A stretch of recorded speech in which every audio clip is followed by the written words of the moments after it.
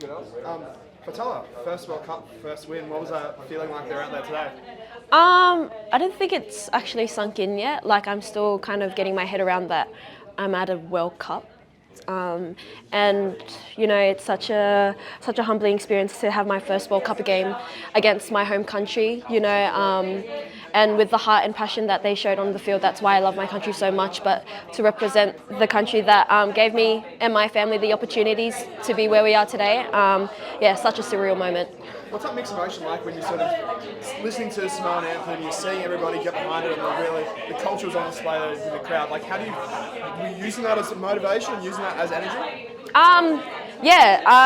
Definitely. A bit of that. I take that personally. Like, although they're cheering for Samoa, like, I'm also kind of cheering inside as well, coming from Samoa, obviously. But just the way that, just how our culture is, and the way that we bring the vibes to the field, like, it's such a heartwarming thing to see when the whole crowd is backing us. Obviously, for us, we were kind of not really cheered on, but hey, we came out with the win, and so that was good.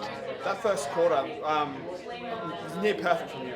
Like, can you speak about, as a team, how much focus you really put on starting strong and riding the momentum? Well, one of our points today was coming out fast, and I think throughout the week we didn't really come out fast during our training sessions, but we definitely came out fast this game, our first. I don't know, I was gassed by the 15 minute.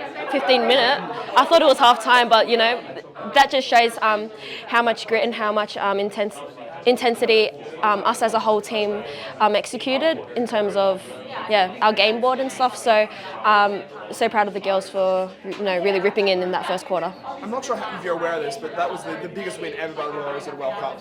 Like, what does that mean for you to be, or this team to be all of a sudden in the record books straight away? Is that our biggest win? Biggest win in a World Cup, yeah. Holy, that is crazy. That's a good note to start off with. Hopefully we can take the confidence of how we played in this game. There's definitely so much things to improve on as we move on to USA next week, but just be confident in our own abilities and try get the same, give the same performance next week. You got to take every game like it's your last. So I think the girls did well in terms of giving their 100% today, and we just got to go again next week. That ball at the line with Caitlin to put her through for that try, the little head nodded straight through. Like, how much do you guys work on that, and what's it like having someone like her at that age being able to impress on a stage like this? Yeah, so cool story. Me and Caitlin, we grew up playing rugby together during our juniors, and so I think a lot of our connection and our synergy just came from competing against each other and playing with each other throughout our younger years. So kind of a little league Benji Marshall short ball. So just trusting that she'll be there. That takes years of connection, and I think we did pretty well today. Cool. Thank you very much. Thanks, guys. Joe, 73-0. What are you more proud of, the 73 points or the fact you kept them scores?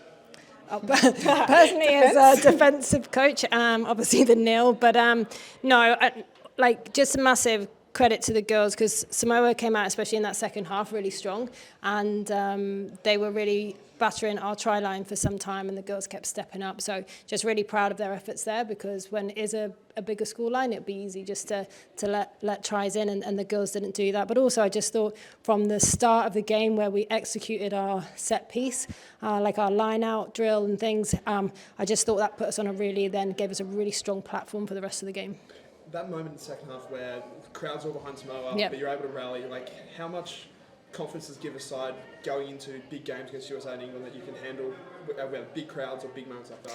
Yeah, I think we always knew, obviously, playing in a World Cup in England, they're going to have like a lot of home crowds, and probably not like today. The way they got behind Samoa was amazing. They were pretty silent when we had the ball, and but I just think it's great learning for our players to recognise that, and just to be able to put it to one side and focus on the job in hand. And to bring you in on this, when you have that early dominance, what was being said just to really sort of keep the sort of foot in the pedal and keep trying to sort of put this game out of reach? Yeah, we just talked about wanting to continue doing what we do best, not going individual, making sure we're sticking to process and keep executing what our game plan was. And in terms of next week into USA, in terms of their performance last night, how much can you actually read into what happened and is there any sort of confidence you can take out of the way England were able to sort of break them down?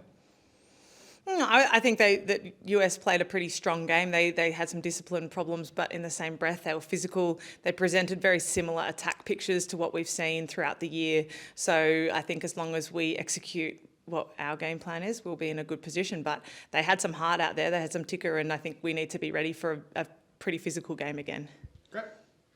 Basic